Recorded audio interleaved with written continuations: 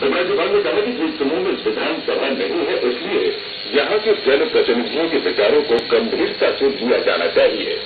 द्वीप समूह के भावी विकास की तस्वीर पेश करते हुए लेफ्टिनेंट जनरल ए.के. सिंह ने कहा कि यहाँ संवेदनशील पारिस्थितिकी और आदिम जनजातियों के संरक्षण के साथ समग्र और सतत विकास को प्राथमिकता दी जानी है। पंचायती राज संस्थाओं की कार्यप्रणाली पर टिप्पणी करते हुए राज्यपाल ने कहा कि यह व्यवस्था द्वीप समूह की लोकतांत्रिक संरचना की मूलभूत शक्ति है। इसे और मजबूती प्रदान करने में हमें सहयोग करना चाहिए। सुरक्षा के मुद्दे पर लेफ्टिनेंट जनरल ए.के. सिंह ने कहा कि द्वीप समूह का क्षेत्र सामरिक दृष्टि से अति महत्वपूर्ण है। उन्होंने कहा कि हमें पूर्वोन्मुखी नीति के अनुसार इन द्वीपों को सामरिक दृष्टि से सुदृढ़ बनाना है। हाल ही में आए तूफान लहर की चर्चा करते हुए राज्यपाल ने बचाव और राहत कार्यों में शामिल हुए सभी विभागों की सराहना की। उन्होंने कहा कि अंडमान निकोबार कमान और तटरक्षक ने लापता मछुआरों को तलाशने में त्वरित कार्रवाई की। 2 वर्ष के अंतराल के बाद उपराज्यपाल सलाहकार समिति की यह बैठक आयोजित हुई। बैठक में फैसला किया गया कि सलाहकार परिषद की बैठक हर 3 महीने बाद आयोजित हुआ करेगी ताकि महत्वपूर्ण मुद्दों पर चर्चा हो सके।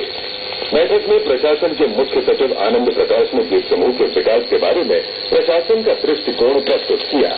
सलाहकार परिषद ने शिक्षा नीति, अतिक्रमण और नगरपालिका परिषद से संबंधित आवास परियोजना पर व्यापक चर्चा की।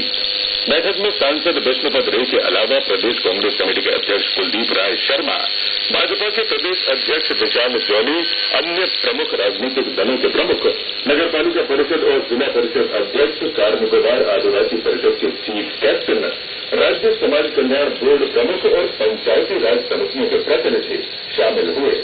बैठक में इन गतिविधियों ने कई महत्वपूर्ण सुझाव दिए। अंडमान सागर में आयोजित 3 दिवसीय संयुक्त तटीय सुरक्षा अभ्यास कल संपन्न हो गया।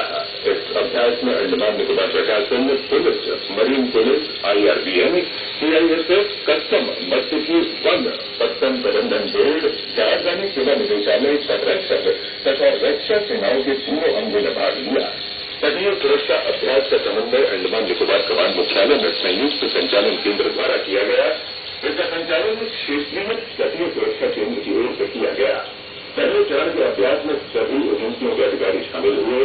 दूसरे चरण के अंतर्गत जीवंत स्थितियों में विभिन्न संस्थाओं के बीच समन्वय का आकलन किया गया। अंडमान निकोबार में यह 8वां तटीय सुरक्षा अभ्यास था। पोर्टब्लेयर में मरीना पार्क क्षेत्र में कई जगहों पर कचरे के ढेर देखे जाने के बाद उपराज्यपाल ने इसे गंभीरता से लिया है। शाम को टहलते समय उपराज्यपाल ने देखा कि समुद्री तट और सार्वजनिक स्थलों पर प्लास्टिक की बोतलों से लेकर अन्य प्रकार की वस्तुएं बिखरी पड़ी हैं। उपराज्यपाल ने शहरी विकास सचिव और नगरपालिका परिषद को निर्देश दिया कि सार्वजनिक स्थलों पर कूड़ा कचरा फेंकने वालों पर भारी जुर्माना लगाया जाए। इसके साथ साथ स्वच्छता के बारे में आम लोगों के बीच जागरूकता अभियान भी चलाया जाए। उपराज्यपाल ने कहा है कि शहर की जगह पर्याप्त मात्रा में कूड़ेदान रखते जाने के साथ साथ स्वच्छता बनाए रखने के लिए कर्मचारियों की तैनाती होनी चाहिए।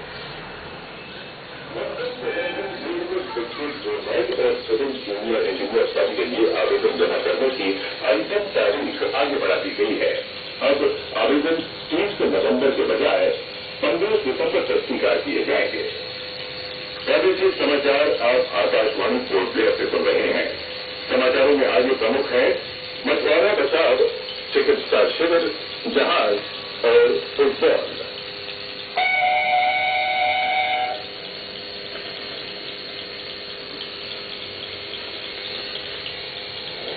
प्रादेशिक समाचार में आपका फिर स्वागत है। और अब समाचारों की अगली कड़ी के साथ शमा हुसैन। धन्यवाद श्रीनाथ।